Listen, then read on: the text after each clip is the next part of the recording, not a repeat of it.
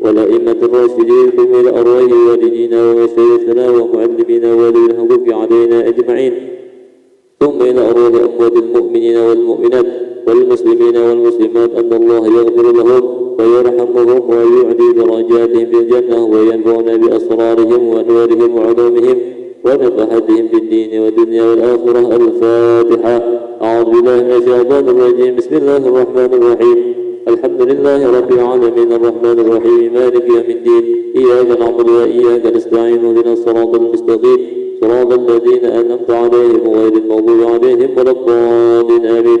الفاتحة بالقبول وتمام كل سوء ومقبول والصلاة بشر ظاهرا وباطنا في الدين والدنيا والآخرة دافعة لكل شر جالبا لكل خير لنا ولأحبابنا ولوالدينا ومشايخنا في الدين مع اللطف والعافية وعلانية أن الله ينور قلوبنا وقوالبنا مع التقى والهدى والعفاف والموت على دين الإسلام والإيمان بلا محنة ولا ابتحال بحق سيدي ولاد أنان ولكل نية صالحة وإلى حضرة الحبيب محمد صلى الله عليه وسلم ومن واله. الفاتحة. أعوذ بالله من الشيطان الرجيم. بسم الله الرحمن الرحيم.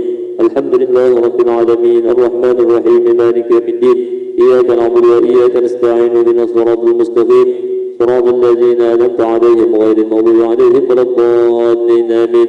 آمين يا الله. بسم الله الرحمن الرحيم. الحمد لله رب العالمين حمدا يوافي نعمه ويكافئ مزيده. يا ربنا لك الحمد كما ينبغي لجلال وجهك الكريم وعظيم سلطانك. سبحانك لا نحصي ثناء عليك أنت كما أثنيت على نفسك.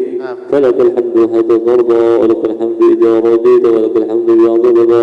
اللهم صل وسلم على سيدنا محمد في الأولين وصل وسلم على سيدنا محمد في الآخرين وصل وسلم على سيدنا محمد في كل وقت وحيد وصل وسلم على سيدنا محمد في النبيين وصل وسلم على سيدنا محمد في المرسلين وصل وسلم على سيدنا محمد في الملأ الأعلى إلى يوم الدين وصل وسلم على سيدنا محمد حتى ترث الأرض ومن عليها وأنت خير الوارثين. اللهم إنا نستحفظك ونستودعك ديننا وأبداننا وأنفسنا وأموالنا وأهلنا وكل شيء أعطيتنا.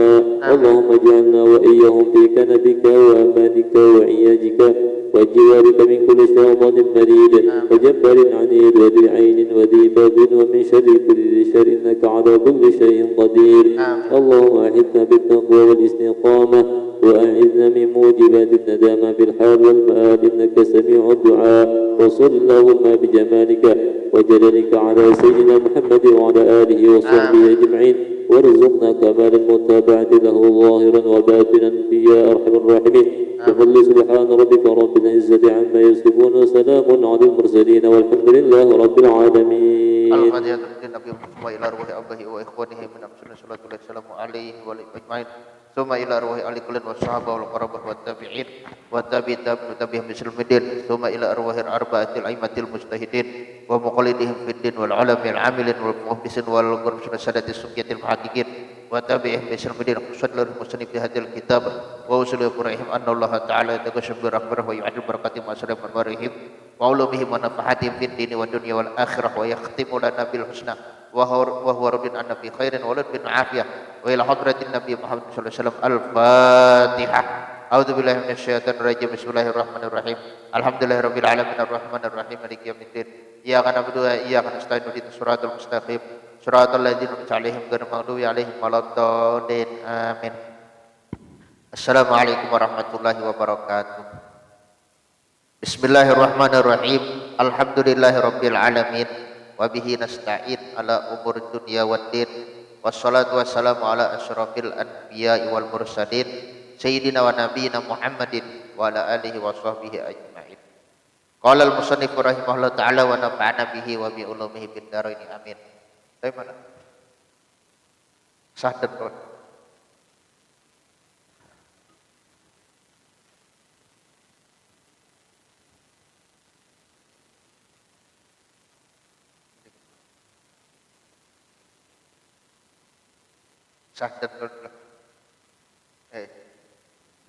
Syahdan air mustakmal yang tiada menyucikan itu yaitu yang sedikit, yakni yang kurang daripada 2 kulah lagi sudah bercerai daripada badan.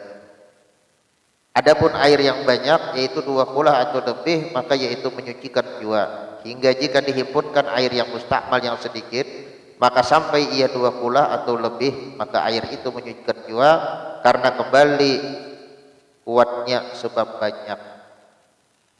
Jadi intinya air mustakmal itu terbagi 2. Air mustakmal yang pertama ialah air mustakmal pada mengangkat hadas. Kemudian air mustakmal yang kedua ialah air mustakmal pada menghilangkan najis. Lalu di sini Datuk Kelampayan berbicara tentang kriteria daripada air mustakmal pada menghilangkan najis, pada mengangkat hadas.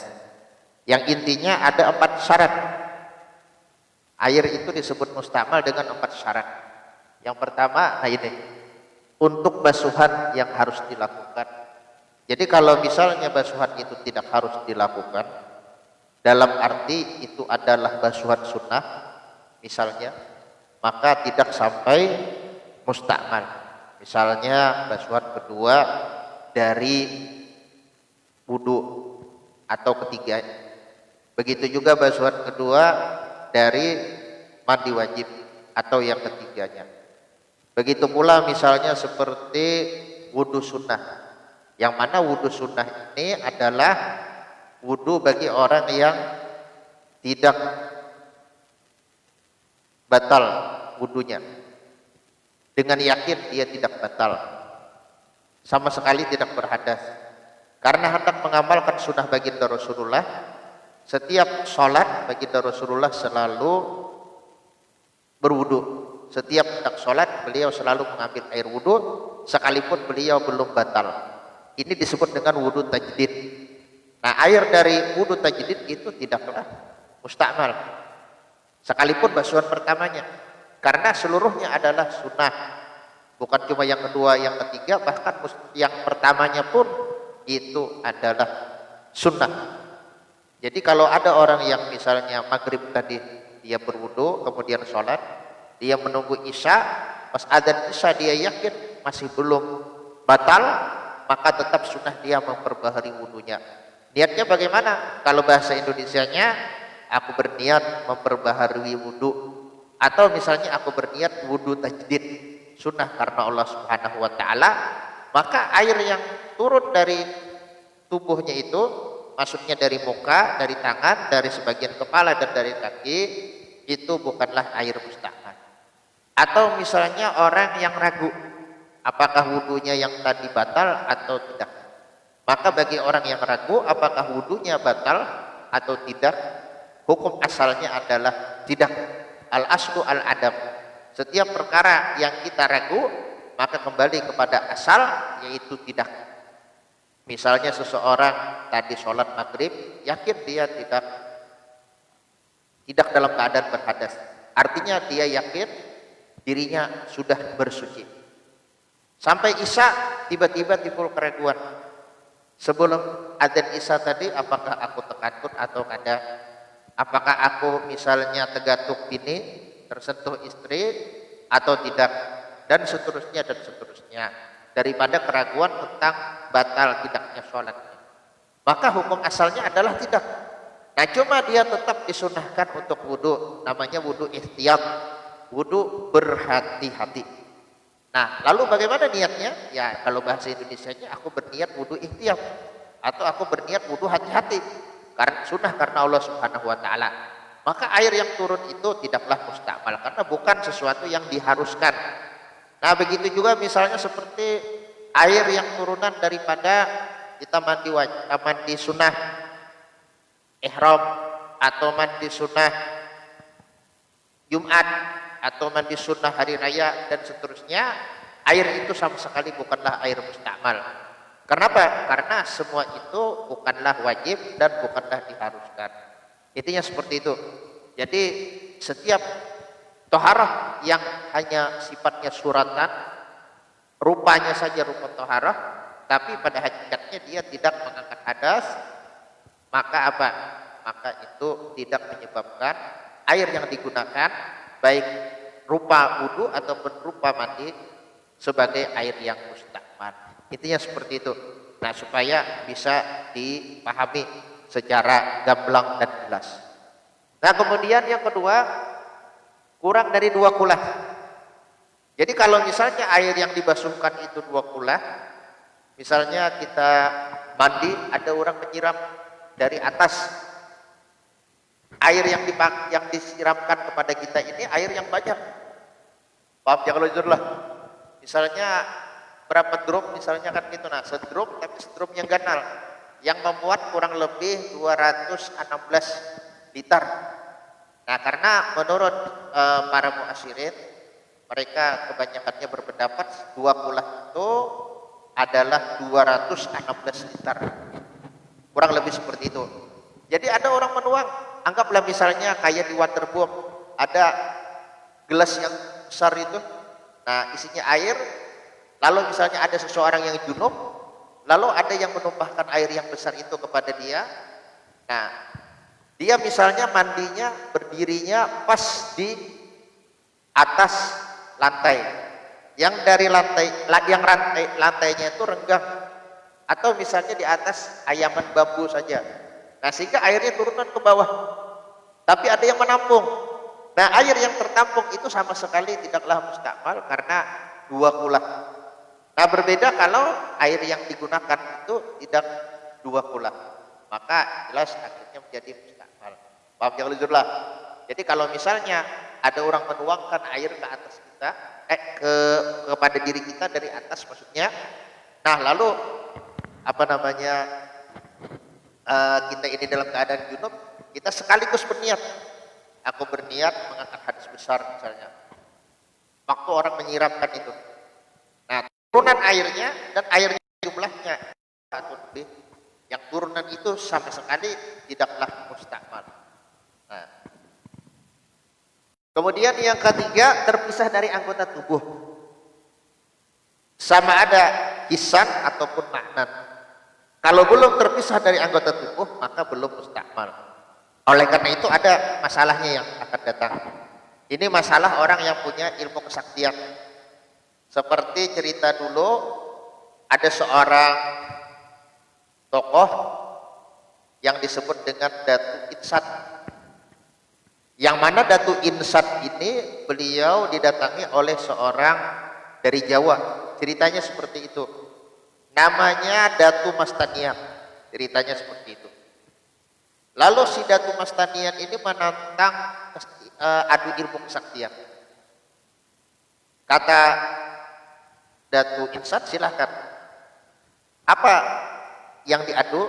Yaitu ilmu petak umpet. Jadi bepingsut dulu kalau bahasa kitanya lah, kan itu nah. Mungkin kalau ini bepingsut artinya siapa yang berdahulu. Nah, lalu akhirnya sudah disepakati yang berdahulu mentes itu adalah Datu Insat. Datu Insat disuruh berpajang, Datu Mastanian masuk ke dalam pohon.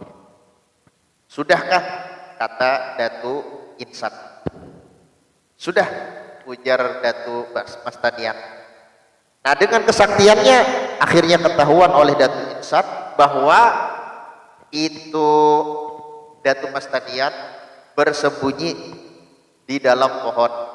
Langsung ditepuk itu pohon oleh Datu Insat. Akhirnya Datu Mastanian terpental dari dalam pohon. Nah, artinya kalah sudah. Cuma belum masih 1-0. Lalu bergantian, Datu Insat yang bersembunyi, Datu Mastanian yang memejamkan matanya. Sudah selesai hitungannya, Datu Mastanian membuka mata. Ternyata Datu Mastanian mencari ke sana kemari sampai sore, bahkan sampai hampir malam. Akhirnya Datu Mastanian menyerah.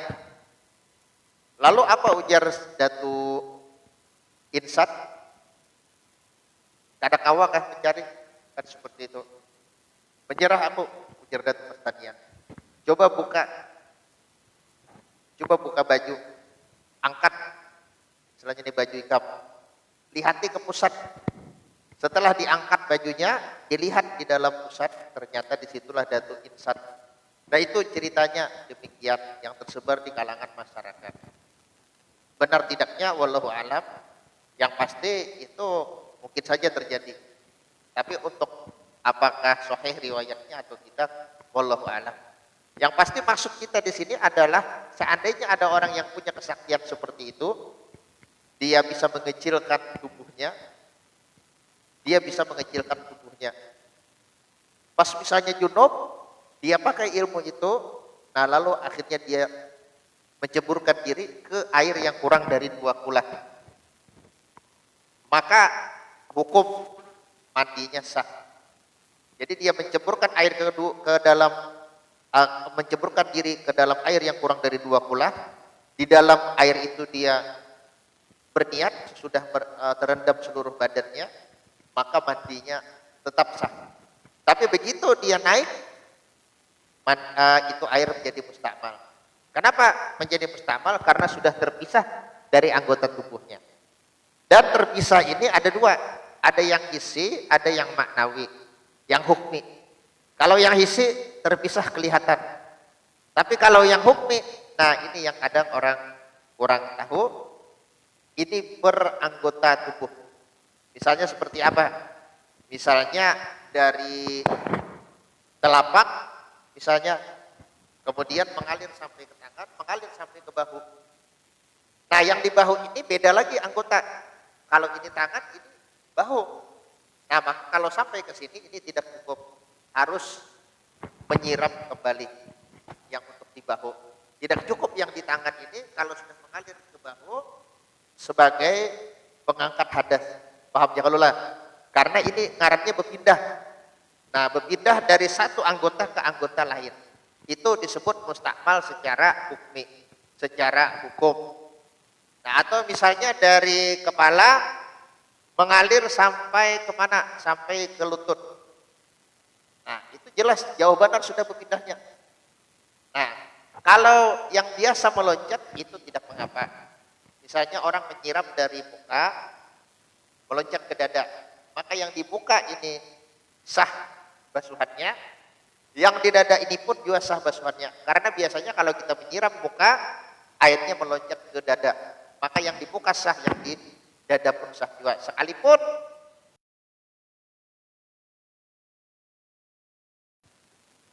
karena itu biasanya meloncat, kan seperti itu. Nah kemudian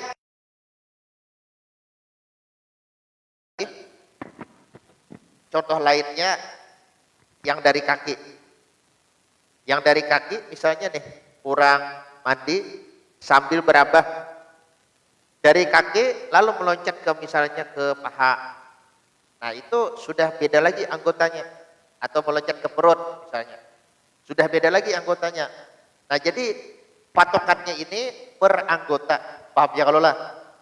Nah kecuali pada yang biasa meloncat dari muka ke dada, nah itu dimaafkan.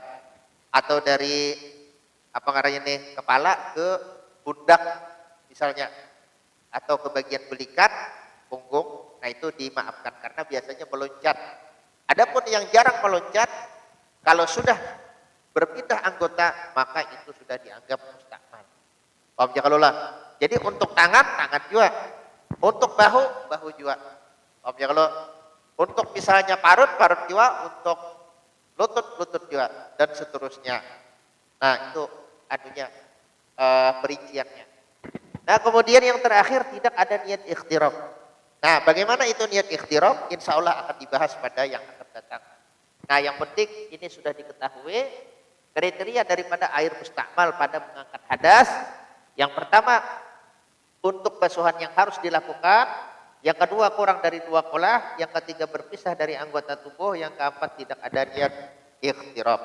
Nah kemudian kita lanjutkan untuk penjelasan berikutnya. Ayo, Jur, baca Jur. Dan jika jadi kurang, baca. Dan jika jadi kurang, dia kemudiannya daripada 2 kolah sebab diceraikan sekalipun seperti air yang kena najis, apabila dihimpunkan ia maka sampai ia dua kulah dan tidak berubah padanya, maka yaitu suci menunjukkan dewa dua hukumnya. Dan demikian lagi air yang terpakai pada anggota selama belum bercerai, ia daripadanya tidak dihukumkan atasnya dengan mustakmal selama ada lagi hajat kepadanya, maka yaitu menyucikan dua. Maka jika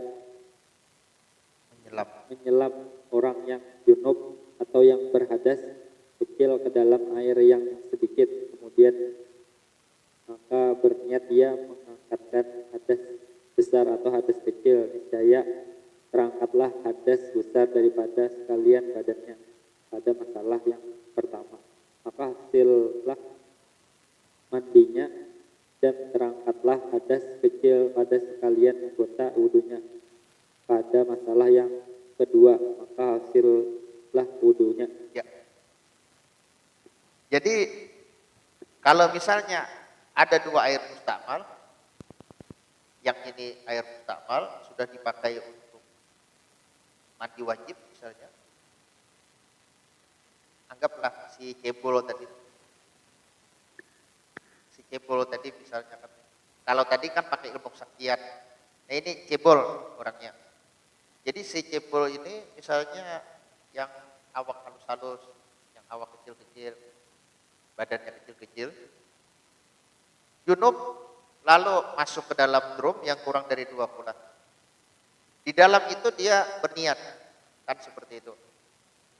Di dalam itu dia berniat, maka sah mandi wajibnya. Kalau dia naik ke atas, otomatis berpisah dengan tubuhnya, maka air itu jadi mustakmal. Isuknya junub lagi, ternyata air yang di drum yang satunya yang kurang 2 kulah, itu lagi yang dimasukinya. Jadi ini si cebol banyak isi drum, yang drumnya sudah diisi dengan air. Nah banyak punya drum yang drumnya sudah diisi dengan air. Jadi yang pertama tadi ini kurang dari 2 kulah, sudah mustakmal lantaran dia naik dari keluar dari itu drum. Yang besoknya dia pakai lagi drum yang satunya yang berisi air dari 2 kulah. Nah yang kurang dari 2 kulah masuk, maka sah mandi wajibnya dengan dia berniat di dalam ketika sudah terendam tubuhnya. Kemudian dia keluar naik dari itu drum, maka akhirnya airnya menjadi mustakmal semua. Nah lalu bagaimana caranya supaya menjadi suci dan mensucikan lagi? Karena kan hukum air mustakmal ini suci tapi tidak mensucikan. Bagaimana supaya kembali suci mensucikan? Yaitu dengan digabung. Paham ya kalau lah? Yaitu dengan digabung.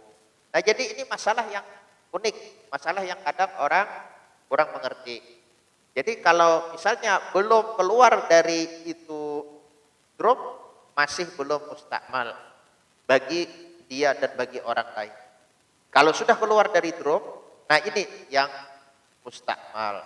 Nah jadi ini supaya bisa dipahami betul-betul, supaya jangan salah kaprah atau jangan salah paham. Jadi kalau misalnya sekali lagi secebol masuk ke dalam, dia berniat di dalam, kalau dia junub, atau misalnya dia tidak junub, tapi berhadas kecil saja, batal wudunya.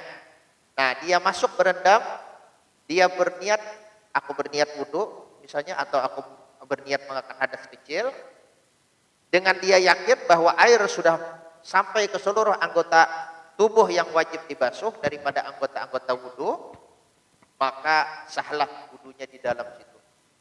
Jadi untuk ini tertibnya disebut tertib yang maknawi, karena tertib itu pun ada dua, ada yang isi, ada yang maknawi. Yang isi yang seperti ini, nah yang pakai bersiram. Nah kita break dulu sebentar.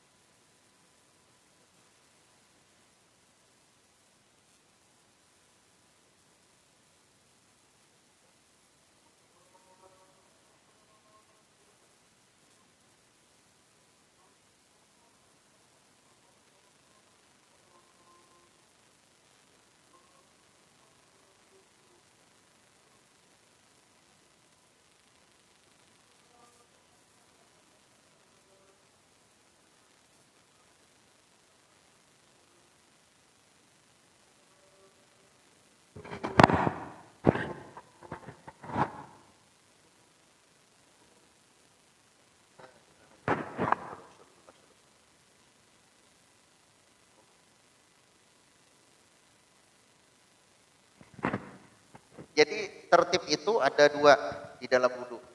Yang pertama tertib hissi, yang kedua tertib ma'nawi. Hissi ini maksudnya yang kelihatan, yaitu yang seperti kita dengan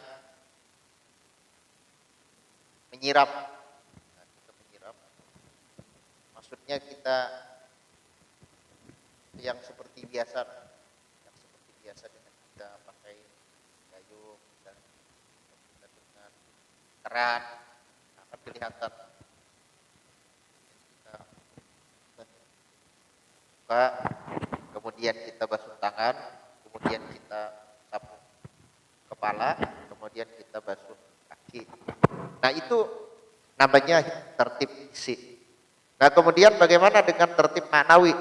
Tertib maknawi itu seperti yang telah disebutkan tadi, yaitu dengan berendam.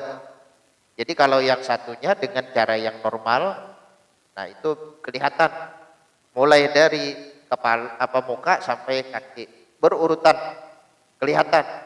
Adapun yang berendam ini tidak perlu.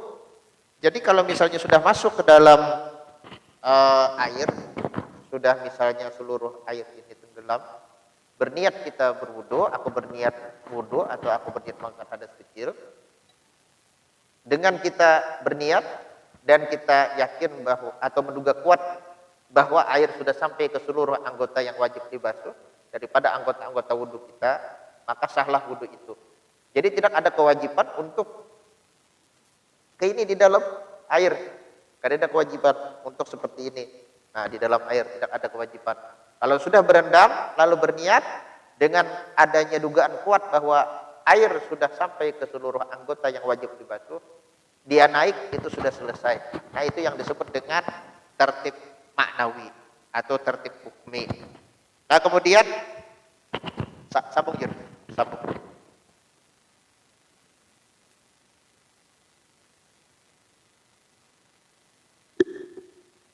Dan jikalau junub pula ia di dalam air itu atau berhadas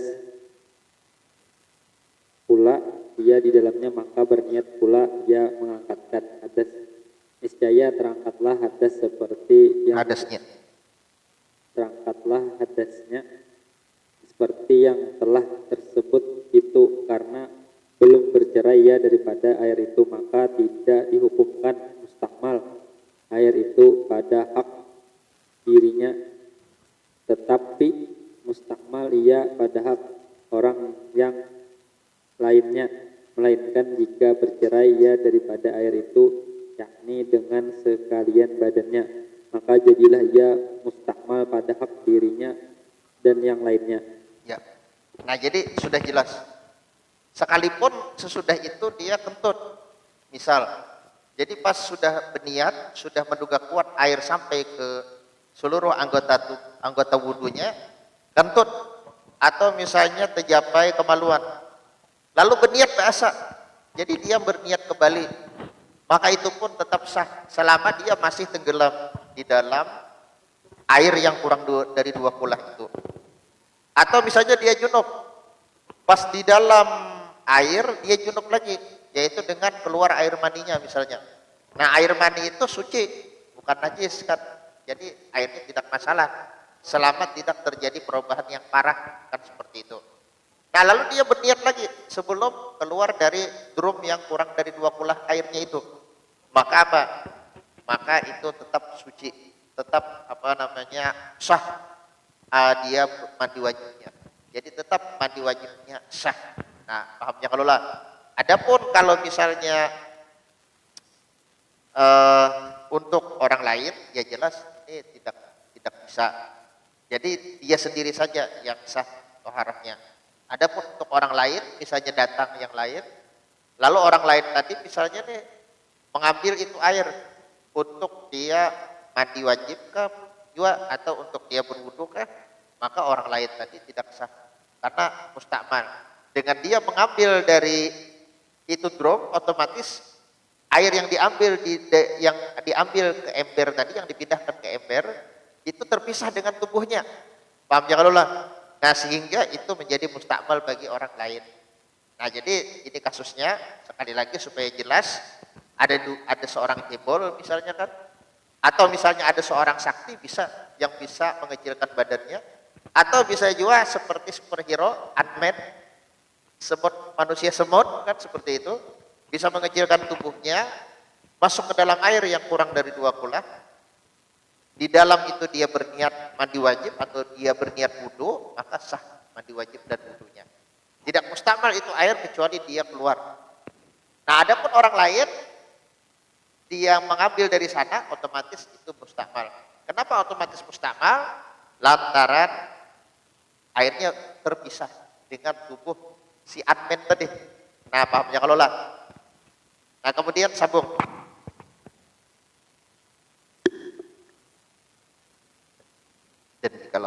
Dan jikalau menyelam orang yang junub ke dalam air yang sedikit dan berniat dia sebelum tenggelam sekalian badannya terangkatlah hadas pada anggotanya yang bertemu dengan air jua dan harus baginya menyempurnakan mandi dengan air itu dengan menyelam, tidak dengan simbur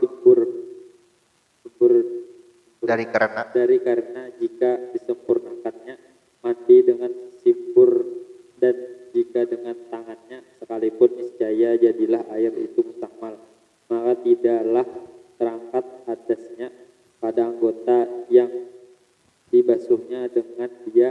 Dan jikalau menyelam dengan orang dulu, stop dulu, ini dulu dibahas. Nah, jadi bagaimana kalau misalnya cuma setengahnya orang ini junub, anggaplah, nah seperti ini.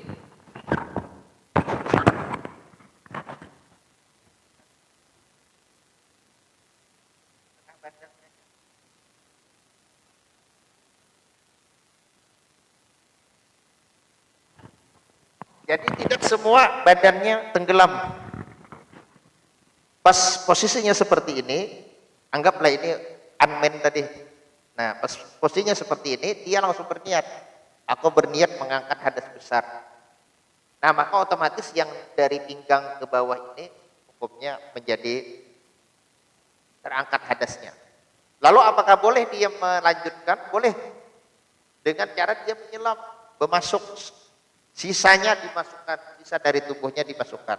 Dengan cara dia menyelam ke dalam. Adapun kalau dia caranya dengan mencebok, nah ini tidak bisa. Sekalipun menceboknya dengan tangan. Paham ya kalau lah? Misal sudah sepinggang, pas sepinggang ini dia berniat, bukannya seluruh tubuh masuk, dia berniat bukan, tapi pas sepinggang dia berniat. Bisa dia menyempurnakan dengan berendam. Jadi direndamkan seluruh tubuhnya dengan cara berendam. Adapun dengan cara mencibuk atau kalau bahasa di sininya pakai simbur ini kayak semacam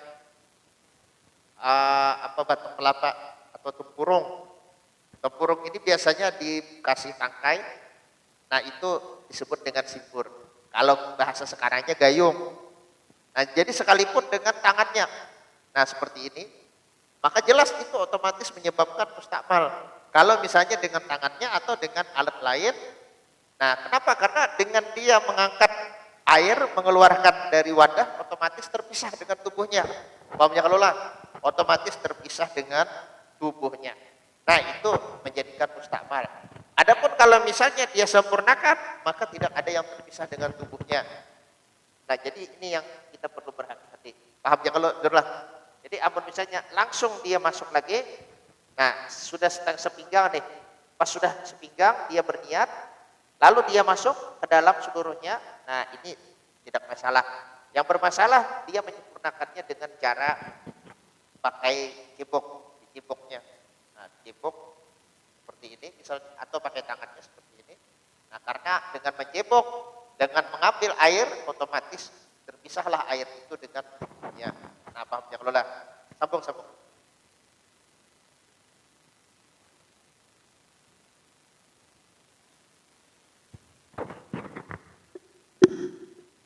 Yang junub ke dalam air yang sedikit, kemudian maka berniat keduanya, padahal beserta terangkatlah janabah keduanya. Dan jika berniat keduanya dengan tidak beserta terangkat janabah yang dahulu, dahulu berniat, dan jadilah air itu mustakmal bagi yang berniat kemudian daripadanya, maka tiada terangkat janabatnya. Dan jika menyelam keduanya hingga setengah badan keduanya kemudian, maka berniat keduanya padahal beserta terangkatlah hadas keduanya daripada anggotanya yang bertemu dengan air jua, dan jadilah air itu mustakmal pada hak keduanya, maka tidak harus bagi keduanya menyempurnakan mandian dengan air mandinya dengan air itu.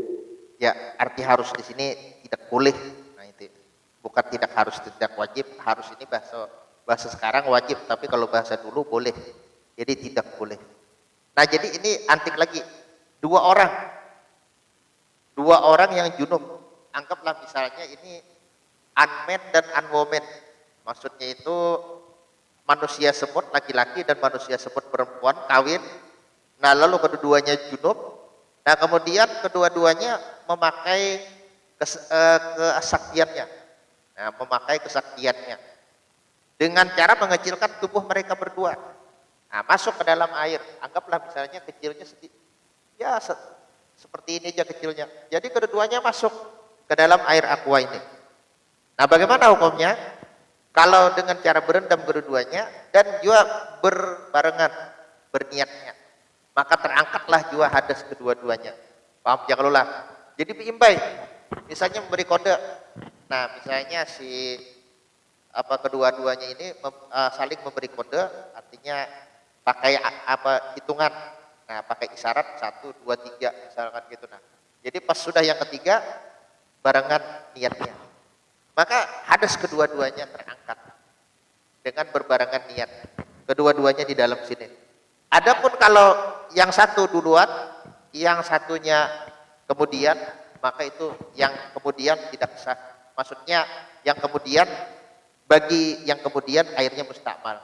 Adapun yang bagi yang terdahulu berniat itu sah-sah saja. Paham ya kalau lah? Jadi ini perinciannya.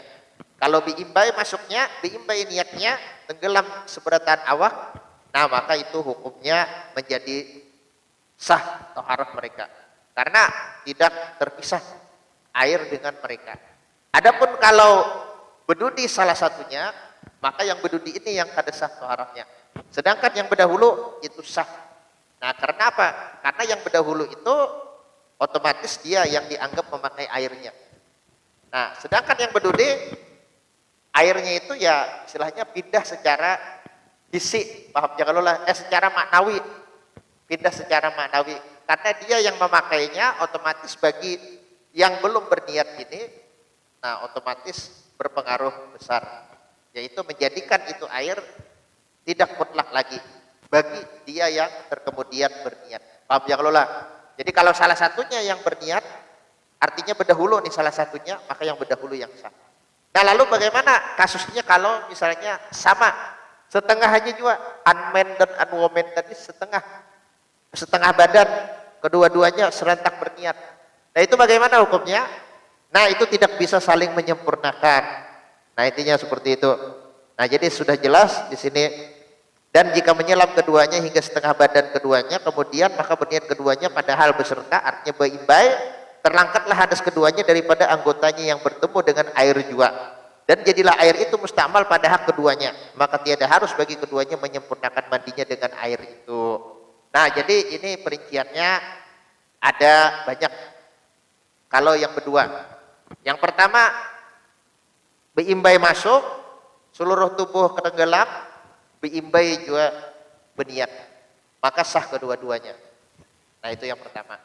Yang kedua, beimbai masuk, kedua-duanya tenggelam, cuma salah satunya berdahulu, salah satunya berdudi, maka yang berdahulu itu yang sah. Nah yang ketiga, setengah awak, kedua-duanya masuk, cuma setengah awak sudah berniat. Nah maka itu kada kawa menyempurnakan. Jadi pada anggota yang bertemu air aja yang sah bagi keduanya. Adapun yang tidak bertemu air, yang dari pinggang ke atas misalnya, nah itu tidak bisa disempurnakan lagi. Dianggap mustakmal untuk keduanya. Paham ya kalau lah? Nah ini perinciannya. Terus dan jikalau dan jikalau dengan menyelam sekalipun, dan jika berniat keduanya dengan tiada beserta terangkatlah hadas daripada setengah anggota yang terdahulu. Berniat tiada yang harus bagi yang terdahulu berniat menyempurnakan mandinya dengan menyelam tiada dengan simbur. Demikianlah yang tersebut di dalam nihayah. Dan jikalau ada pada badan seorang najis. Iya, ini dulu kita selesaikan nih. Nah, artinya bagaimana kalau keduanya berniat kada biimbai, nah tidak berbarengan, maka yang berdahulu itulah yang hadasnya terangkat. Nah, jadi ini yang keempat, ini masalah yang keempat, biimbai setengah awak, cuma salah satunya berdahulu. Paham ya kalau lah? Ini kasus yang keempat. Beimbai setengah awak, berdahulu salah satunya. Maka yang berdahulu salah satunya ini sah. Anunya, apa karanya yang di bawah ini, yang tersentuh air, ini sah. Dan juga sahnya untuk menenggelamkan sisa tubuhnya. Itu hukumnya sah. Adapun bagi yang terdudi, ini kada sah sama sekali. Paham ya kalau? Nah, jadinya ada 4 perincian. Ini yang perlu dicatat. Kira-kira bisa aja tuh dicatat di catatan masing-masing, di buku masing-masing. Jadi sekali lagi ulangannya sekali lagi supaya jelas. Ini ada 4 masalah. Masalah pertama apabila ini yang 2 orang lah, unman dan unwoman misalnya. Yang pertama apabila kedua-duanya masuk ke dalam air, seluruh tubuhnya tenggelam, kedua-duanya berniat berbarengan, bersamaan, maka kedua-duanya sah. Nah, kemudian yang kedua, kalau masuk berbarengan, seluruh tubuh tenggelam, cuma salah satunya yang berdahulu, salah satunya berdudi, maka yang berdahulu itu yang sah, yang berdudi kada sah sama sekali. Kemudian yang ketiga, masuk cuma setengah badan, kedua-duanya setengah badan. Pas setengah badan kedua-duanya biimbai berniat, kedua-duanya berbarengan niatnya, bersamaan waktunya untuk berniat. Nah, maka tidak sah kedua-duanya untuk menyempurnakan, maksudnya menenggelamkan tubuhnya yang sisa. Itu tidak sah. Yang sah hanya yang bagian yang kena air bagi kedua-duanya. Nah, kemudian yang terakhir sama kejadiannya setengah badan, cuma salah satunya itu berdahulu, maka yang berdahulu itu yang sah, dan yang berdahulu itu bisa menenggelamkan sisanya, sisa anggota tubuhnya. Nah, itu tidak mengapa, asalkan jangan pakai simbur tadi, maksudnya kada dicibuk. Nah, baik itu dengan alat ataupun dengan tangannya sendiri. Paham ya kalau lah? Intinya seperti itu. Ya, terusakan. Dan jikalau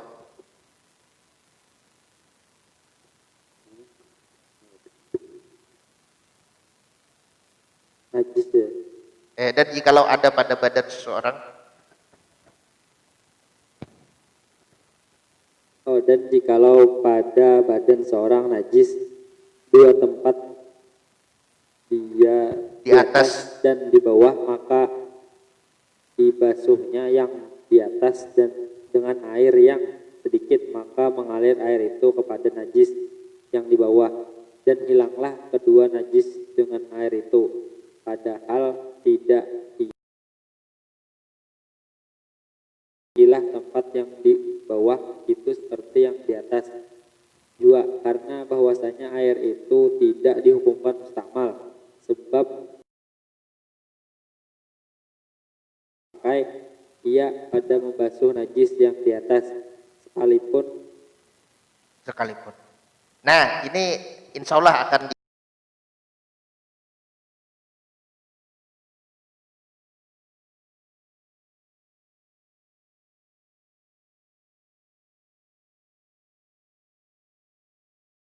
ada syarat tambahan.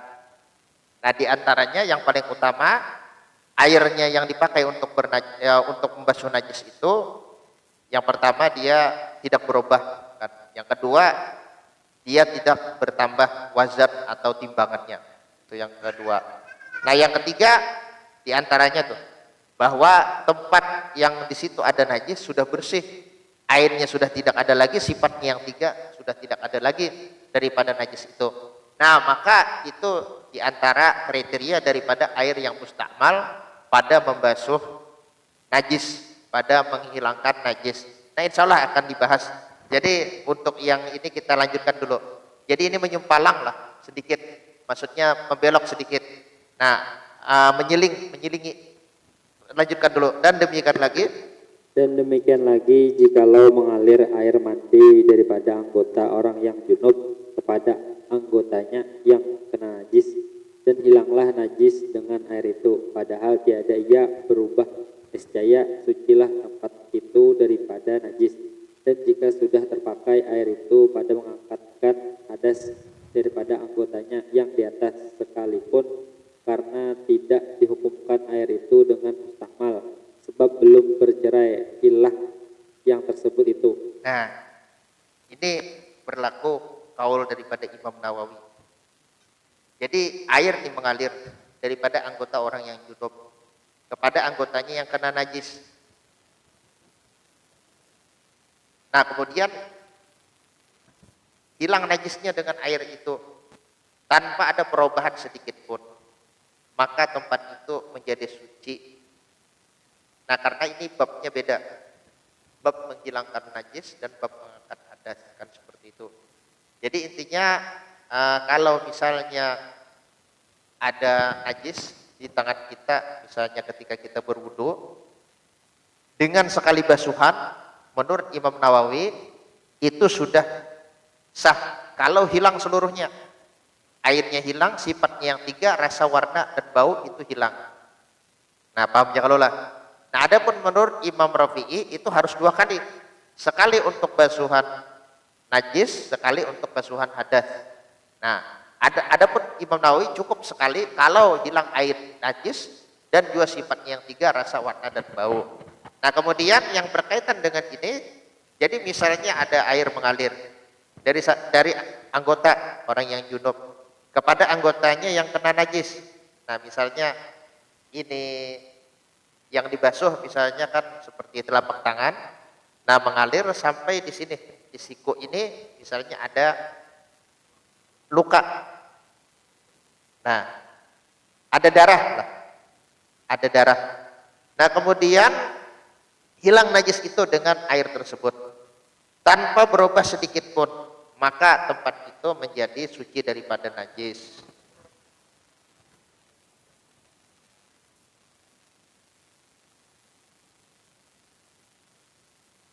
Sekalipun sudah dipakai untuk menghilangkan, untuk mengangkat hadas daripada anggotanya yang di atas.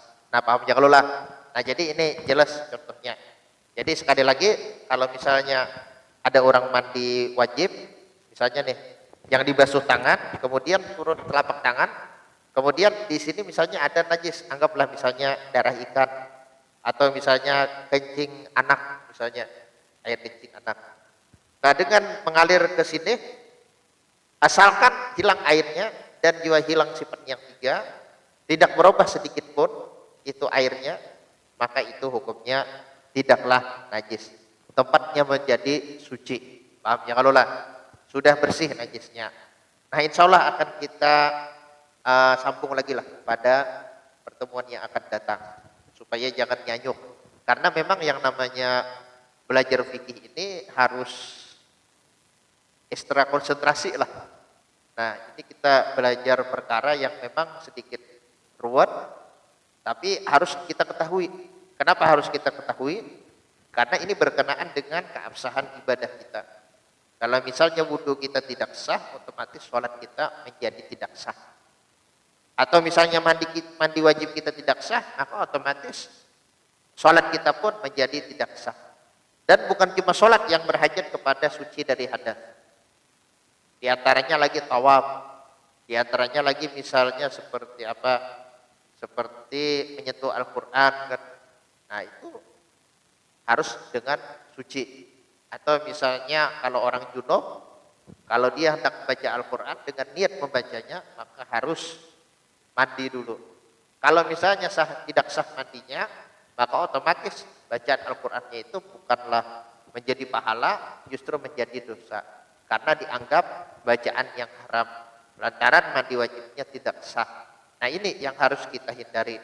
Oleh karena itu di dalam menuntut ilmu kita harus bersemangat. Artinya sekalipun sambil mengantuk-ngantuk, nah Allah Subhanahu wa taala pasti akan memberikan pahala ketimbang orang yang enggan untuk menuntut ilmu. Karena enggan menuntut ilmu itu termasuk daripada waswas setan. Macam-macam alasan, misalnya pening yang dibahas tentang toharoh, istilahnya kan bulik-bulik tentang toharoh. Ya memang yang namanya kitab toharoh ini di mana-mana panjang, kan seperti itu. Termasuk di dalam kitab Sabilal ini. Kalau misalnya di ya istilahnya itu dilingkau-lingkau lah kalau bahasa Banjarnya, meloncat-loncat, nah maka itu kita kurang adab dengan pengarang kitab ini. Maksud Sidin mengarang ini kitab tiada lain dan tiada bukan supaya kita baca dan kita pelajari, supaya kita pahami betul-betul. Kalau misalnya pakai loncat-loncatan, otomatis kita ini seolah-olah ya jelas tidak menghargai, seolah-olah kita tidak menghargai dengan apa yang beliau tulis. Padahal menulis kitab ini bukanlah perkara yang gampang. Menulis kitab ini perlu ketelitian, perlu waktu yang cukup banyak. Tidak bisa seitu seini. Nah ini yang namanya menulis kitab. Jadi apa di antara ciri kita menghormati kitab? Ya kita menghormati pengarangnya juga. Bagaimana cara kita menghormati pengarangnya? Ya kita baca aja semua yang ada di dalam kitab ini. Kita pahami betul-betul. Karena itulah yang diharapkan. Itulah yang dipinta secara tersirat oleh pengarang. Aku menulis ini supaya kalian baca dan supaya kalian pahami. Nah kalau misalnya bukan dibaca, bukan dipahami, otomatis ini namanya ya menyia-nyiakan usaha daripada pengarang tersebut. Nah apalagi yang mengarang ini adalah Datuk Lampayat Syekh Muhammad Arsyad Al-Banjari, yang mana jelas bahwasanya beliau tanpa diragukan lagi seorang yang alim. Bukti beliau menulis kitab Sabilal Muhtadin ini jelas ini bukanlah kitab yang mudah. Maksudnya penyusunan kitab ini bukanlah mudah. Beliau mengumpulkannya dari berbagai macam kitab yang besar-besar. Mulai dari Guru Sidin yang punya hasiah terhadap Minhajul Qawim Syekh Ibnu Hajar. Nah itu Guru Sidin Syekh Muhammad Sulaiman Al-Qurdi. Nah menulis hasiahnya itu Hawasil Madaniyah, kan seperti itu. Nah mulai dari maklumat yang dituliskan oleh Guru Sidin Syekh Muhammad Sulaiman Al-Qurdi di dalam Hawasil Madaniyah, sampai Sidin melihat ke Minhajul Qawimnya, nah yaitu karangan Syekh Ibnu Hajar, sampai beliau melihat ke kitab-kitab Syekh Ibnu Hajar yang lainnya pula, yang paling muktamad itu adalah Tuhfah.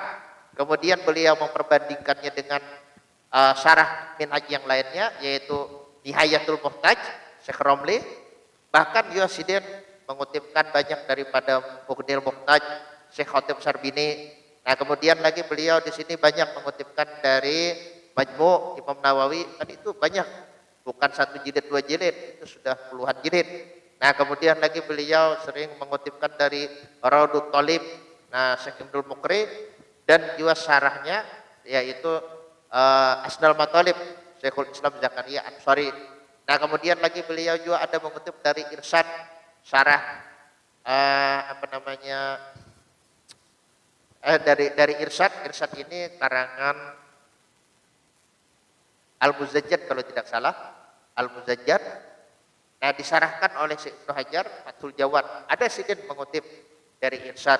Kemudian dari I'ab Syarah Ubab, beliau mengutip juga banyak, kan seperti itu. Dan dari kitab-kitab besar lainnya. Jadi ini bukanlah sesuatu yang gampang menulis ini. Beliau menulis ini dengan perjuangan, dengan istihad, dengan kesungguhan. Nah kalau misalnya kita menganggap kada terpakai juga istilahnya nih yang dipelajari ini. Nah ini ngarannya mahawai lawan jerih payah Sidin dalam menulis kitab. Nah ini adalah kita tidak beradab Bagaimana kita punya ilmu yang berkah kalau kita tidak beradab dengan sumber ilmu, yaitu pengarang dari kitab yang kita baca. Nah, jadi kita harus menghilangkan sifat-sifat seperti itu, sifat-sifat jenuh, sifat-sifat malas, atau misalnya merasa kurang perlu ini ilmu dan sebagainya. Itu adalah termasuk daripada sifat-sifat yang tercela. Kita harus menanamkan sifat merasa kurang, merasa perlu tahu, merasa penasaran.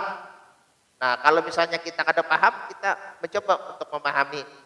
Kalau misalnya kita mencoba untuk memahami, mengingat-ingat, tidak bisa juga, maka bisa kita bertanya langsung kepada yang mengajar. Kan seperti itu metode di dalam menuntut ilmu.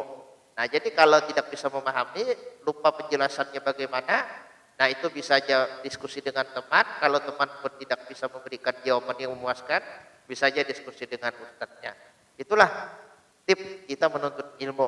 Jangan sampai ilmu itu dihawai atau dihapak, dianggap kada perlu, kada penting, kada tapi itu amalkan juga. Nah, ini ciri bahwasanya Allah Subhanahu wa taala mengharamkan ilmu untuk kita. Nah, artinya ciri Allah Subhanahu wa taala mentakdirkan kita sebagai orang yang dungu atau orang yang jahil. Nah, intinya seperti itu. Nah, kita tidak boleh seperti itu sebagai penuntut ilmu. Bagi yang awam tidak masalah, yang tidak menuntut ilmu. Nah, itu hak mereka tidak menuntut ilmu, kita tidak bisa ikut campur, kan seperti itu. Tapi kalau kita yang menuntut ilmu ini masih ada perasaan kita tidak perlu, kada terpakai juga, istilahnya nih sakit kepala memahami dan seterusnya. Nah, ini sudah tanda bahwasanya kita sebagai penuntut ilmu diharamkan oleh Allah Subhanahu wa taala daripada ilmu itu. Nah, jadi kita harus hati-hati. Adakah kira-kira yang Anda kita gunakan? Silakan. Ya.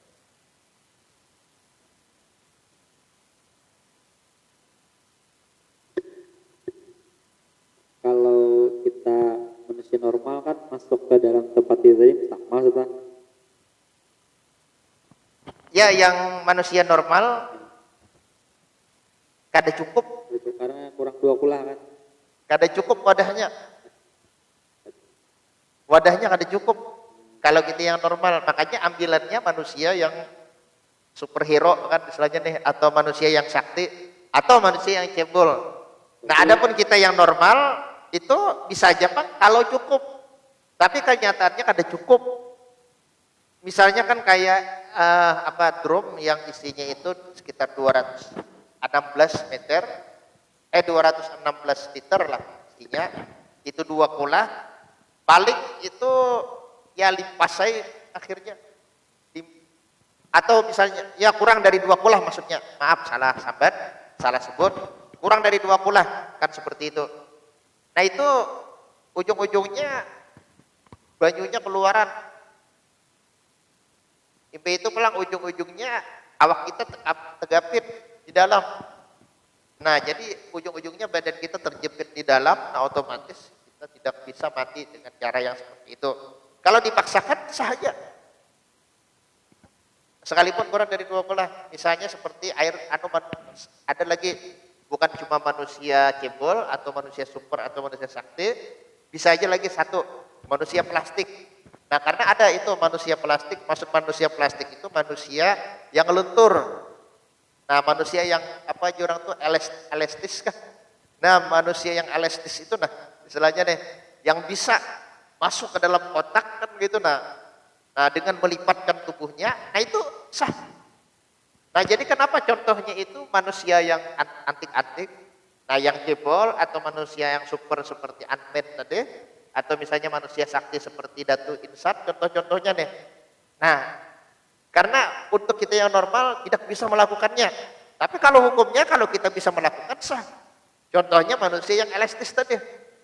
Nah, sekalipun berkurang. Yang penting kalau kita sudah berandam, berniat di dalam hati, nah itu hukumnya sudah sah. Cuma ketika kita naik, nah kita naik dari ember tadi, nah maka yang tersisa dari ember itu, embernya drum tadi, salah sambat. Nah, yang tersisa dari drum itu hukumnya menjadi mustakmal. Jadi contoh itu hanya supaya bisa dibayangkan. Paham ya kalau lah, supaya bisa dibayangkan. Jadi jangan terpaku dengan contoh. Nah itu cuma sekedar supaya masuk ke dalam nalar kita. Nah intinya seperti itu. Kalau kita kawa ya silahkan. Amun kawa, cuma ya istilahnya bisa-bisa abut orang. Nah ujung-ujungnya ya nang di apa pakai gergaji besi. Nah karena kada kawa keluar lagi, lalu dipotong-potong itu drop dengan gergaji besi karena kita berpaksaan masuk. Cuma kalau hukum sah. Kalau hukum sah. Jadi ini hanya sekedar contoh. Paham ya kalau lah. Nah, sedangkan contoh ini bukan menjadi keharusan. Maksudnya itu hanya sekedar supaya bisa dinalar oleh pikiran kita. Paham ya kalau lah. Adakah lagi kira-kira pertanyaan?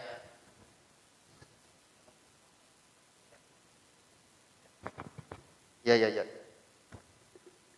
Kemudian contoh yang nomor 3 tadi katnya masuk ke dalam wadah itu bimbai. Nah bimbai kemudian salah satu yang di antara yang 2 tadi itu ada yang berdahulu jadi tadi kan. Nah itu kenapa jadi ada apa ngaranya yang terdulu itu ada tapi bimbai aja masuknya. Ya patokannya niatnya. Nah, Anak ada niat ya. Misalnya sebelum apa pas daun itu bimbai misalnya bimbai pas masuknya itu nah. Bimbai biasanya lalu tentang sikung sisa separuh, yang sikung tadi sudah mau masuk ke dulu kayak itu. yang mana yang terdahulu niatnya? Itu patokannya. Kalau bimbai mau misalnya bimbai niatnya cuma terdudi awaknya aja masuk. Nah, kalau bimbai niatnya, Ini sudah masuk bimbai. Ya. Jadi pas sampai separuh baru dua nih, sikung kan, masuk kayak itu. kalau berdua otomatis kadang kau menyempurnakan lagi kalau berdua. Oh jadi Kan tadi kalau kedua-duanya kan istilahnya nih separuh kan istilahnya nih. Nah itu kan kita kembali ke kitab tadi. Nah artinya yang masalah yang ketiga itu mana tadi tulisannya?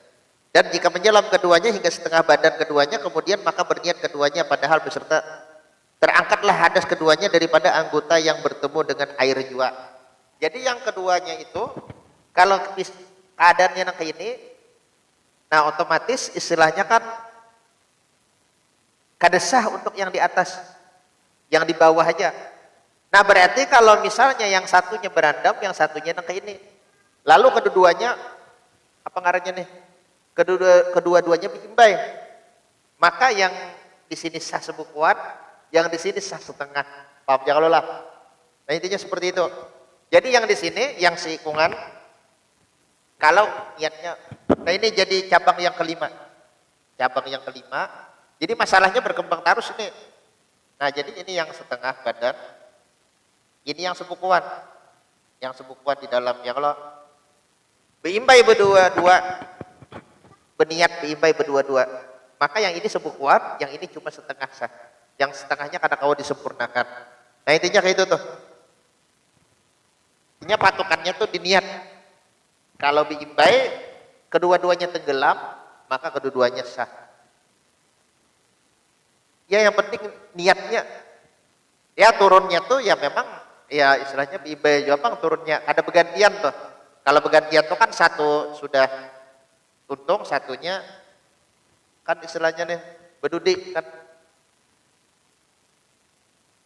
Nah jadi kalau kasusnya kayak itu, ini tinggalam seikungan awak, ini masih berdiri setengah pinggang yang kena air. Kedua-duanya sama-sama berniat, maka ini sebukuan sah, ini cuma setengah pinggang. Nah intinya seperti itu. Kada sah. Terdudi karena istilahnya kan sudah istilahnya nih apa namanya ya kekuatannya istilahnya kan nih sudah diambil oleh yang ini. Nah kekuatan mensucikan sama yang kalau sebukuan tadi apa kalau berdua-duanya kayak ini, kedua-duanya kayak ini. Nah maka kekuatannya saling mengambil, yang ini mengambil ke sini, yang ini mengambil ke sini. Apa yang ini saling mengambil kekuatan lah istilahnya nih, saling memakai istilahnya nih, otomatis sisanya dari keduanya ini kada kawa lagi dipakai, kada kawa lagi menyempurnakan. Nah itu tuh, intinya kayak itu.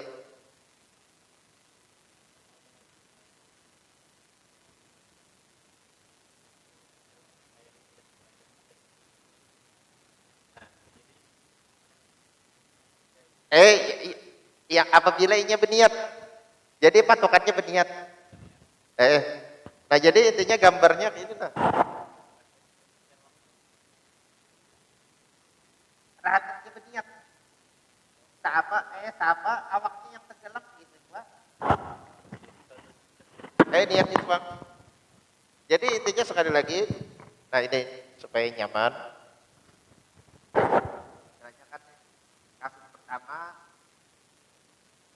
Kasus pertama tenggelam kedua-duanya. Nah ini sah. Nah kasus kedua kan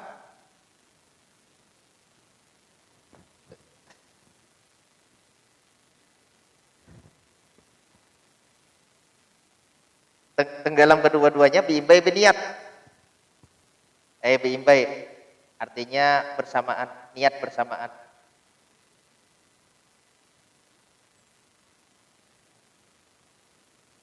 Nah, yang kedua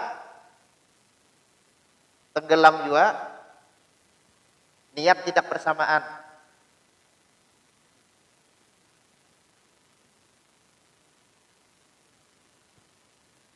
Nah, maka yang berdahulu, yang sah itu yang berdahulu. Jadi misalnya yang berdahulu ini, maka ini yang sah, yang ini kan sah. Nah, itu kasus yang ketiga.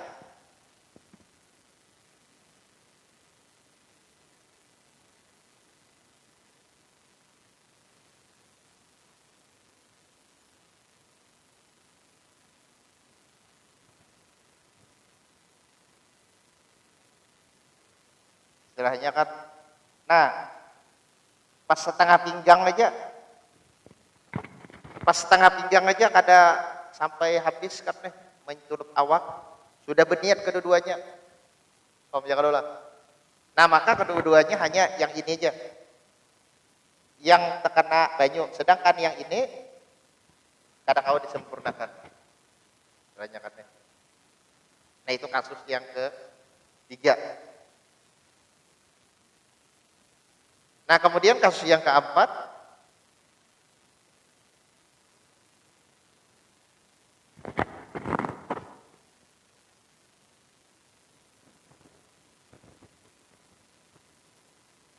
ini adalah niat bersamaan. Ini bagian niat bersamaan, yang ini bersamaan. Maka yang ini aja. Nah ini yang kada bersamaan.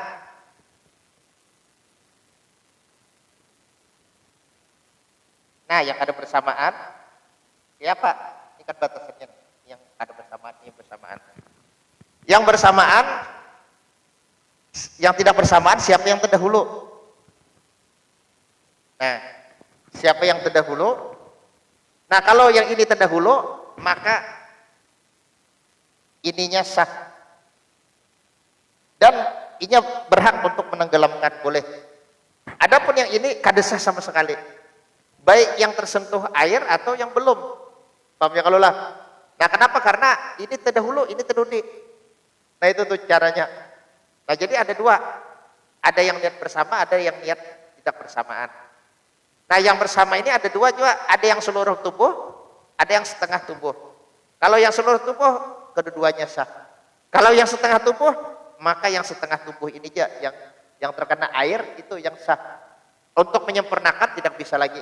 Kadang-kadang berdua tenggelam, menenggelamkan tubuhnya itu tidak bisa lagi. Nah, adapun ini tidak bersamaan, maka jelas siapa yang berdahulu itu yang sah. Ini yang berdahulu ini sah, ini yang terdahulu ini kada sah. Nah, adapun kalau keadaannya kayak ini, sama-sama setengah pinggang, setengah badan, langsung sudah berniat salah satunya, sedangkan yang salah satunya kada berniat, terdahulu niatnya, maka yang berniat berdahulu ini hukumnya sah. Yang ini sah dan ia berhak untuk menenggelamkan sisanya. Adapun yang ini kada sah sama sekali, baik yang tersentuh air atau yang belum tersentuh apalagi. Nah, paham ya kalau lah. Nah, adapun yang tadi ini masalah yang kelima ini gabungan. Selanjutnya jadi satunya itu tenggelam, satunya kada tenggelam. Kan istilahnya nih. Maka jelas yang tenggelam itu sah kalaunya berdahulu niatnya, kan istilahnya nih. Yang sisanya itu kada sah sama sekali. Nah itu jaga itu tuh. Yang satunya istilahnya nih tidak sah sama sekali. Paham jangan lah. Adakah lagi yang kada jelas? Yang mana niat bersamaan? Kada menenggelamkan. Jadi pas sudah istilahnya maksudnya kan kayak ini nah, supaya nyaman lagi dah. Nah, mana cucukan.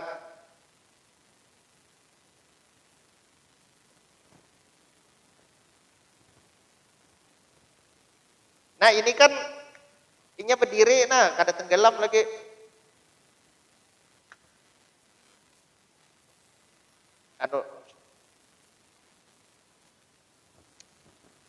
Nah, kada tenggelam lagi. Paham ya kalau lah. Nah, pas posisinya sama-sama berdiri nang ini, kada tenggelam seberataan, lalu berniat kedua-duanya. Maka yang di bawah ini yang sah. Yang di atasnya kada sah, kada kawa disempurnakan. Kecuali pakai air yang baru. Paham ya kalau lah. Nah, jadi memang kada bertenggelam, memang kada bertenggelaman. Memang berdirian aja orangnya, mungkin kada muat. Jadi berdirian aja. Nah, lalu keduanya berniat diimbai. Maka jelas yang sah hanya yang ini. Nah, bagian yang tenggelam ini. Yang bagian yang kada tenggelam, nah yang di atas itu kada sah. Harus mencari air yang baru. Paham ya kalau lah? Nah, kenapa jadi berdirian? Karena mungkin kada muat. Kada kawa lagi sudah menenggelamkan kedua-dua tubuhnya ini. Nah, seandainya kawa menenggelamkan, lalu pas serahatan tenggelam itu berniat diimbai, maka itu sah kedua-duanya. Paham ya kalau lah? Nah, solusinya memang kayak itu. Artinya harus diatur kedua-duanya supaya bisa tenggelam. Memang kayak itu. Jadi berbuat dulu hanya berniat. Bila berbuat lalu tenggelam, lalu berniat kedua-duanya diimbai, nah itu sah, itu yang selamat. Jadi maksudnya itu bertenggelam. Nah, bertenggelam kedua-duanya hanya berniat di dalam hati diimbai. Nah, ada ini kada cukup kira-kira tenggelam. Jadi batisnya aja sampai pinggang kawa. Paham ya kalau ya kau memasuk. Lalu kedua-duanya berniat mengangkat hadas besar misalnya nih. Maka yang di bawah ini yang sah. Paham ya kalau yang di atas kada kawa disempurnakan. Nah, maka harus mengambil air yang baru. Paham ya kalau lah. Kada ada lagi kalau yang muskil. Paham ya kalau lah sudah. Nah, itu yang itu tuh. Ya memang ini kada terpakai Bang. Tapi siapa tahu kan nih. Mungkin dengan kekuasaan Allah Subhanahu wa taala kita dapat ilmu yang bisa mengecilkan badan ini. Nah, siapa tahu wallahu alam. Jadi mandi kau jadi aqua hemat kan istilahnya nih. Kau berhalus hemat kita bercampur ke aqua. Nah, selama tubuh kita tenggelam itu belum mustakmal lagi. Paham ya kalau lah, selama tubuh kita masih di dalam. Nah, jadi kita masuk dulu, tenggelamkan diri dulu lalu kita berniat. Nah, dengan kita berniat mengangkat hadas besar umpamanya nih, kita yakin atau menduga kuat bahwa seluruh tubuh yang wajib dibasuh ini sudah disampaikan oleh air. Ya kalau lah sudah sampai air ke sana, lalu kita keluar. Nah, ketika kita keluar itu baru airnya menjadi mustakmal. Adapun selama kita masih di dalam itu belum mustakmal lagi. Kenapa belum mustakmal? Karena masih menyatu dengan tubuh kita ini air. Paham ya kalau lah? Nah itu tuh. Jadi patokannya pada niat itu. Jadi maksudnya berandam dahulu, hanya berniat. Nah itu tuh artinya mungkin di situ yang muskilnya.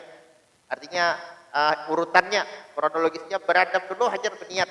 Bukannya berniat, hanya berandam, gak ada berandam dulu, hanya berniat. Nah itu tuh kronologisnya. Nah kalau sudah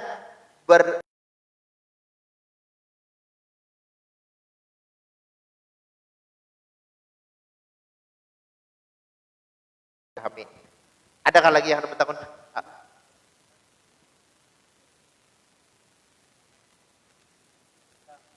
suci asalkan kita berniat. Dan istilahnya nih kalau berdua ya kalau berimpai. Adapun kalau sorangan, nah itu sudah suci. Jelas kalau sudah beradab lalu kita berniat kan, dengan kita menduga kuat bahwa air sudah meratai seluruh anggota tubuh kita, maka mandi wajib kita menjadi suci, menjadi sah, dan kita sudah suci dari hadas besar.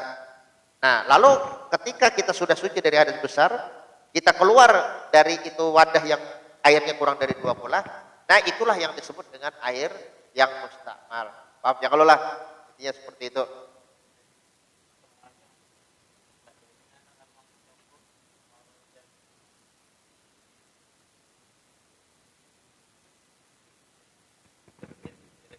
Nah kalau itu sudah yang di depan, yang pemulaan sama sekali, bolehnya masukkan kata sorangan aja, kan gitu nah. Nah itu kan yang contoh yang paling pertama, karena ini sorangan aja. Nah sendirian aja, nah boleh aja kan sebenarnya nih. Nah karena ini sorangan, asal jangan dicium. Nah asal jangan diangkat, jangan dipisahkan. Nah paham ya kalau lah, itu sudah yang pertama-tama. Yang kita bahas ini yang berdua. Kalau yang sendiri itu kan sudah jelas hukumnya. Apabila kita misalnya nih masuk istilahnya ke dalam, kita tenggelamkan diri kita seluruhnya, lalu kita berniat, itu jelas sudah tanpa ragu sah mandi wajib kita. Adapun kalau misalnya kita masuk sendiri, nah setengah badan, istilahnya nih kita langsung berniat, setengah badan langsung berniat, ada menunggu kita tenggelam. Nah maka hukumnya sah juga.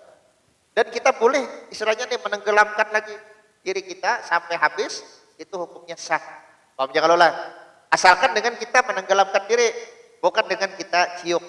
Adapun kalau kita cium pakai tangan atau pakai gayung, nanti istilahnya kan gitu nah otomatis itu tidak sah lagi. Kenapa? Karena dengan kita angkat airnya, maka sudah terpisah air ini dari tubuh kita. Nah paham ya kalau lah. Adapun alasan ketika kita menenggelamkan itu sah, menenggelamkan sisa tubuh kita yang belum tenggelam itu sah, karena masih belum berpisah dengan tubuh, belum ada lagi perpisahan dengan tubuh kita. Nah kalau kita gayung atau kita cium dengan tangan, itu ada perpisahan. Paham ya kalau lah? Nah intinya kayak itu tuh. Nah jadi amun sudah jelas ini, kita sudah ya mudah-mudahan lah Allah Subhanahu wa Ta'ala. Apa tuh?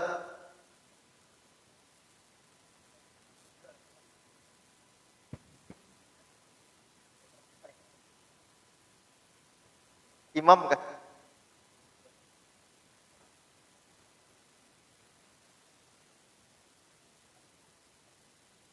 Di Puraman siapa? Oh, saya tahu. Ya. Ya itu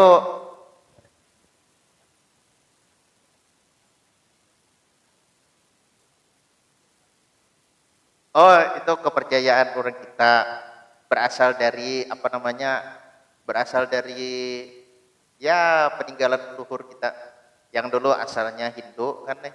Kalau yang dalam kepercayaan Islam, orang yang sudah meninggal itu tidak ada urusan dengan makanan di dunia. Nah, tidak ada urusan dengan makanan di dunia. Nah, jadi itu hanya kepercayaan orang kita, misalnya kayak nasi tunggu ya. Kesan memberi makan ini arwah ya, kan gitu nah. Jadi yang arwah ini istilahnya nih apa yang diketujuinya, misalnya ketujuh soto, olahkan soto, ketujuh lontong, olahkan lontong. Nah, kenapa? Itu peninggalan daripada orang-orang Hindu yang mereka itu kan meyakini bahwa arwah yang sudah meninggal itu makan makanan yang di dunia. Nah, itu yang disebut dengan sesajian. Jadi sesajian itu apa tujuannya? Untuk memberi makan arwah dengan makanan itu. Nah di dalam Islam tidak ada itu. Yang ada itu hanya kita bersedekah. Kita membuat soto, kemudian sotonya disedekahkan kepada orang. Niatnya pahala sedekah itu kita hadiahkan kepada si mayit. Itu yang ada dalam Islam. Nah paham ya kalau lah. Jadi yang bujur itu kita misalnya mau olah soto, sotonya kita sedekahkan, maksudnya kita berikan kepada orang supaya dia memakan. It'am lah kalau bahasa Arabnya kan it'am, memberi makan, itu kan termasuk dari sedekah. Nah dengan niat, mudah-mudahan pahalaku memberi makan ini, kan istilahnya nih, disampaikan Allah Subhanahu wa Ta'ala kepada arwah mamaku. Pahala Jadi yang disampaikan itu pahala bersedekahnya, bersedekah kepada orang yang hidup, pahalanya mudah-mudahan disampaikan kepada arwah abah atau arwah mama atau arwah kai atau arwah ini dan seterusnya. Nah, adapun sotonya tidak akan bisa dimakan oleh orang yang meninggal. Paham ya kalau lah? Sotonya atau lontongnya atau nasi kuningnya atau rotinya atau kopi pahit, kopi manis dan seterusnya itu tidak ada kaitannya dengan orang yang sudah meninggal. Orang yang sedang meninggal itu tidak ada tidak ada urusan makan minum di sana di alam barzah. Itu urusan roh. Roh itu tidak perlu makan, tidak perlu minum. Yang perlu makan, perlu minum itu adalah jasad. Paham ya kalau lah? Roh itu tidak ada urusan makan minum. Nah, jadi yang dikirimkan ke sana bukan makanannya, yang dikirimkan itu adalah pahala kita memberi sedekah kepada yang hidup. Pahalanya kita kirimkan, bukan makanannya. Paham ya kalau lah? Jadi yang istilah-istilah kayak nasi tunggu yang katanya untuk memberi makan arwah supaya arwah meriga di dalam kubur, nah itu adalah masih dari pengaruh nenek moyang kita yang notabene mereka adalah orang-orang Hindu. Paham ya kalau lah? Nah, jadi tidak ada dalam Islam yang seperti itu. Nah, tidak ada. Yang ada itu pahala Fatihahnya yang dihadiahkan.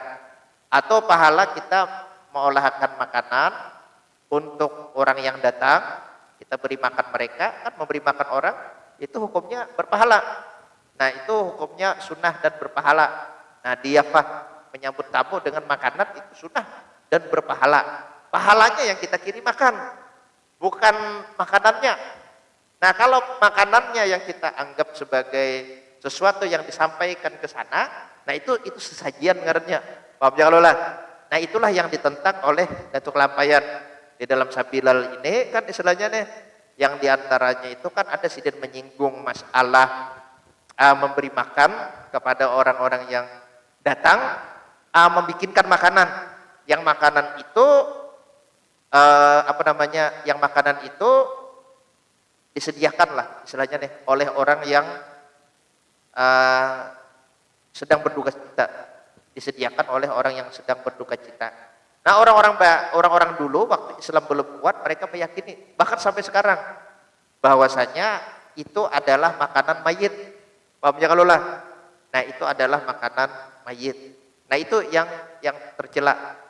Itulah yang istilahnya diperangi oleh Datuk Lampayan, yaitu kepercayaan bahwasanya orang-orang yang meninggal dunia memakan daripada makanan dunia. Nah, itu tidak ada. Yang ada mereka mendapatkan pahala kiriman kita. Yang pahalanya itu dari kita bersedekah kepada tamu yang datang. Nah, ini yang kemungkinan besar yang dimaksud oleh Datuk Lampayan.